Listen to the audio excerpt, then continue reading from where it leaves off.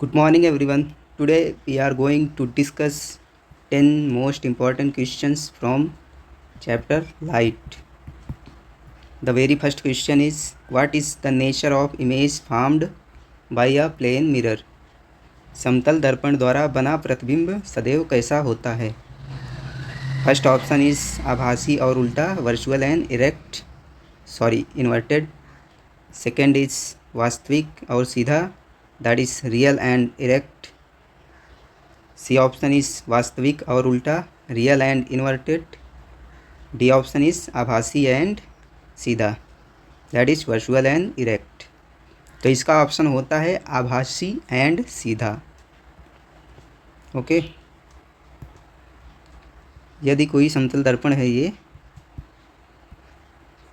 If any object is placed in front of the plane mirror, then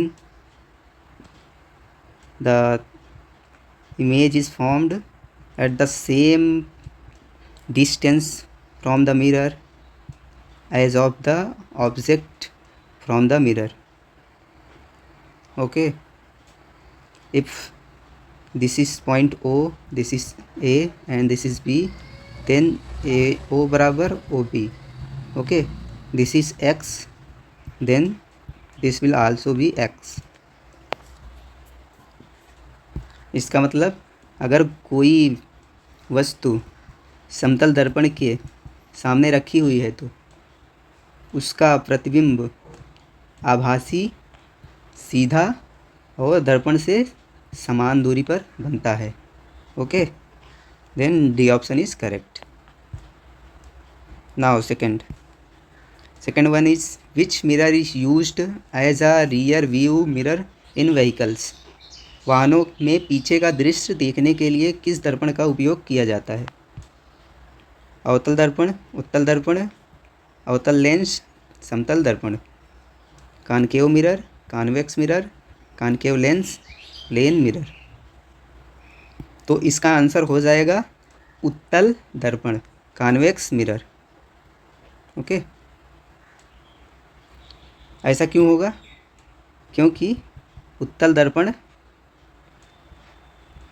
किसी भी वस्तु का प्रतिबिंब सीधा और छोटा बनाता है, जिससे कि लार्ज एरिया कवर हो सकता है.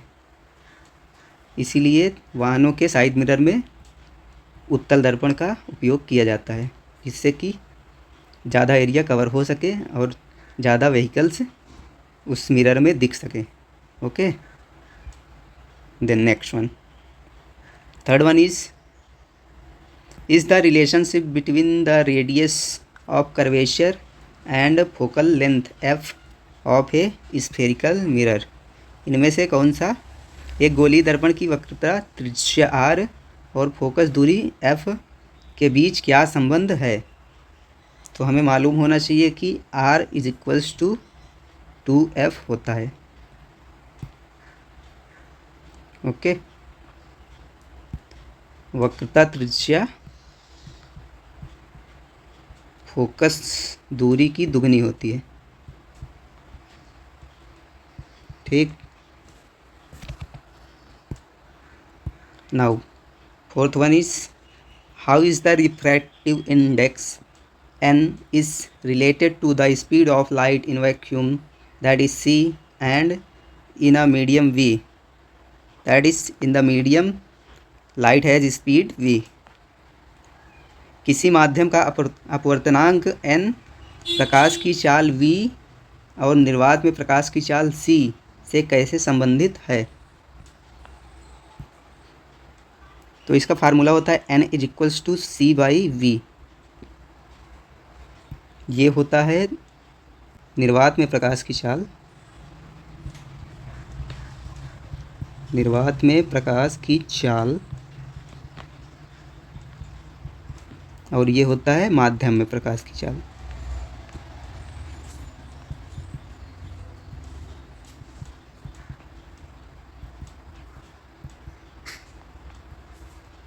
ओके, इनका बटे ये हो जाता है रिफ्रैक्टिव इंडेक्स. तो ये थर्ड वन का भूल गया मैं लगाना, ये ऑप्शन करेक्ट है एन। ओके, इसका हो जाएगा n बराबर CY/V, ये option correct. Fifth one is what is the SI unit of power of lens. Lens की क्षमता का SI मात्रक क्या है। तो लेंस की क्षमता P बराबर होता है 1/f, जहाँ पर f मीटर में होता है। इसका जो मात्रक होता है डायोप्टर होता है। Okay, then correct option is C। Six one is which mirror is most suitable for shaving. दाढ़ी बनाने के लिए किस दर्पण का उपयोग करना सबसे उपयुक्त है। तो दाढ़ी बनाने के लिए सबसे उपयुक्त दर्पण होता है उत्तल दर्पण नहीं, बेलनाकार दर्पण नहीं, समतल दर्पण नहीं, अवतल दर्पण। ओके, ऐसा क्यों? क्योंकि उत्तल दर्पण में जब वस्तु को दर्पण के बहुत करीब रखा जाता है तो प्रतिबिंब आभासी और काफ़ी बड़ा बनता है, इसीलिए अवतल दर्पण का उपयोग शेविंग मिरर में यूज किया जाता है। ओके, सेवेंथ में बोला है एक लेंस की फोकस दूरी 25 सेंटीमीटर है, इसकी क्षमता क्या होगी। If the focal length of a lens is 25 centimetre, what will be it's power. तो हमने देखा था अभी क्वेश्चन में P बराबर 1/f, जहाँ पर f मीटर में होता है, यहाँ पर f is equals to 25 centimetre. Okay, तो 25 सेंटीमीटर को मीटर में कन्वर्ट करेंगे तो कितना हो जाएगा 25/100 metre, metre. Okay, P is equals to हो जाएगा 1/25 गुणे 100, 25 से कम 25 चौके 100, P बराबर +4 डायोप्टर। ठीक, option B correct. Now in the 8th number question, जब प्रकाश सघन माध्यम से विरल माध्यम में जाता है तो वह अभिलंब से सीधा निकल जाता है, दूर हट जाता है, पास आता है, परावर्तित हो जाता है। When light travels from a denser medium to a clearer medium, it bends, goes straight away from normal, towards the normal, gets reflected. Let's see. If this is a slab and refractive index of air is N1 and refractive index of this slab is N2 and N2 is greater than N1, that is this is सघन माध्यम, rarer medium। Okay, अब जब कोई प्रकाश किरण यहाँ पे आती है तो ये हो जाएगा विरल माध्यम।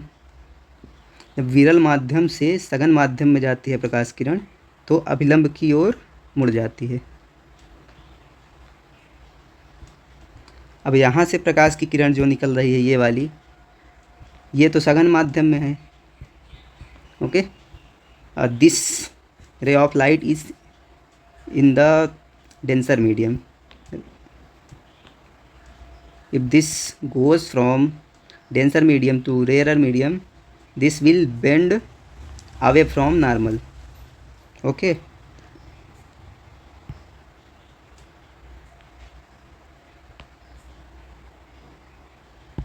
अगर कोई प्रकाश किरण सघन माध्यम से विरल माध्यम में जाएगी तो अभिलंब से दूर हट जाएगी।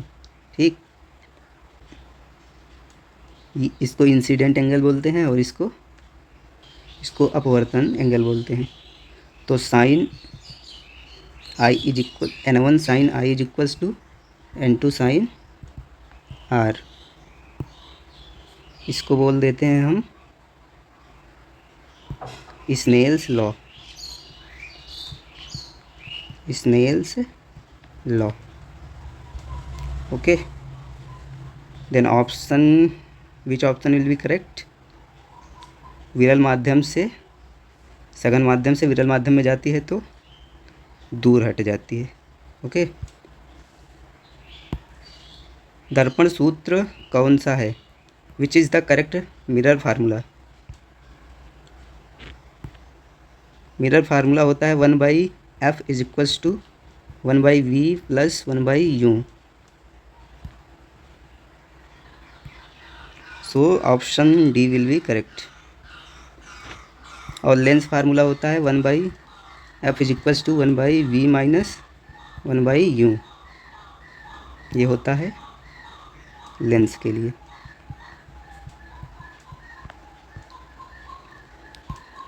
In the last question, that is 10th number question, Snell's law is related to, Snell's law किससे संबंधित है? प्रकाश के प्रकीर्णन से, प्रकाश के अपवर्तन से, प्रकाश का वर्ण विक्षेपण से, प्रकाश का परावर्तन से, स्कैटरिंग ऑफ लाइट से, रिफ्रैक्शन ऑफ लाइट से, डिस्पर्शन ऑफ लाइट से, रिफ्लेक्शन ऑफ लाइट से। तो Snell's law refraction of light से संबंधित होता है, प्रकाश के अपवर्तन से। Okay, I hope this video find you helpful, so please subscribe.